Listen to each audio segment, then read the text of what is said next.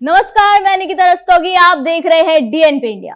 M factor पर राजनीति करने वाले अखिलेश यादव जो इस एम को साधने के लिए नए नए दांव चलते आए, उनकी राजनीति में ये एम बड़ी ही खास भूमिका निभाता आया है। लेकिन क्या यही एम उनके लिए अब मुसीबत बन गया है? क्या इसी एम की वजह से अखिलेश यादव कंफ्यूज नजर आ रहे हैं?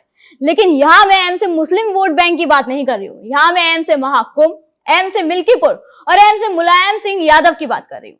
अखिलेश यादव को उत्तर प्रदेश की समाजवादी राजनीति विरासत में मिली है। उन्होंने अपने पिता मुलायम सिंह की मृत्यु के बाद काफी मेहनत करके अपनी जगह बनाई, लेकिन इस वक्त अखिलेश यादव काफी कंफ्यूज नजर आ रहे हैं।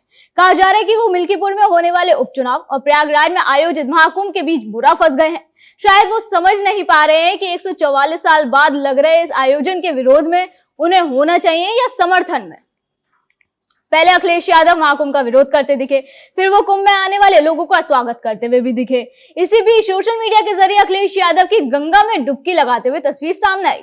ये तस्वीर हरिद्वार की थी। अखिलेश यादव के करीबियों की तरफ से उनकी हरिद्वार यात्रा को निजी बताए जाने के बावजूद उसमें सियासी गूंज सुनी जा रही है। दूसरी तरफ कुंभ में पहली बार समाजवादियों को शिविर मिला है, जहां अखिलेश यादव के पिता की प्रतिमा भी लगी है, लेकिन अखिलेश इस पे भी अनजान बन रहे। ना तो अखिलेश ने इसका कोई जिक्र किया, ना ही कोई सोशल मीडिया पर प्रतिक्रिया दी।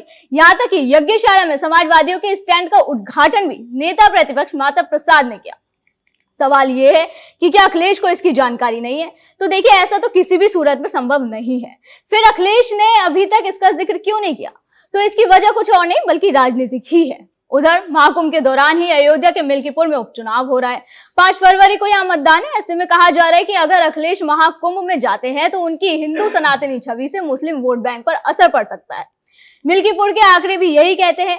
मुस्लिम और दलित बहुल्य इस सीट पर बीजेपी ने पारसी समुदाय से आने वाले चंद्रभान को टिकट देकर पहले ही अखिलेश का गणित बिगाड़ दिया है।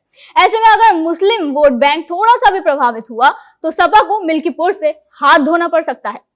और शायद यही वजह है कि उन्होंने महाकुंभ में उमड़ रहे आस्था के जन सैलाब पर भी सवाल खड़े कर दिए। महाकुंभ पर हाल ही में उन्होंने एक बयान दिया जिसमें उन्होंने योगी सरकार द्वारा जारी किए गए आंकड़ों को फर्जी बताया।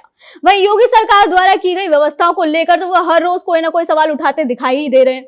उनका दावा है कि जब प्रदेश में सपा की सरकार थी तब कुंभ का आयोजन कम खर्चे में और काफी अच्छा हुआ था। यही नहीं, उन्होंने तो महाकुंभ को कुप्रबंध का कुंभ भी बोला था। वहीं ये पहला मौका नहीं है जब अखिलेश यादव असमंजस में है। इससे पहले पिछले साल राम मंदिर के उद्घाटन समारोह से भी अखिलेश ने दूरी बना ली थी, लेकिन महाकुंभ को लेकर उनकी कंफ्यूजन साफ नजर आ रही है। विश्लेषक मानते हैं कि सियासत में कंफ्यूजन ठीक नहीं, किसी भी मुद्दे पर पार्टी और उसके नेताओं का स्टैंड क्लियर होना चाहिए। ऐसे में सवाल ये भी है कि अखिलेश यादव की ये कंफ्यूजन कहीं उन्हीं पर भारी न पड़ जाए, खासकर जल्दी होने वाले मिल्कीपुर उपचुनाव में। वहीं जहां महाकुंभ हर रोज एक नया रिकॉर्ड बना रहा है, देश के लोग ही नहीं बल्कि विदेश के लोग भी इसकी जमकर सराहना कर रहे हैं। पड़ोसी मुल्क पाकिस्तान भी महामेले में पहुंचे आस्था के जन सैलाब को देखकर हैरान है। तो वही अपने ही देश के एक नेता महाकुंभ पर लगातार सवाल उठा रहे हैं, जिस पर सवाल उठ रहा है कि आखिर आस्था के इस महापर्व पर सियासत बेचैन क्यों है। अभी के लिए इतना ही। आप देखते रहे डीएनपी इंडिया। नमस्कार।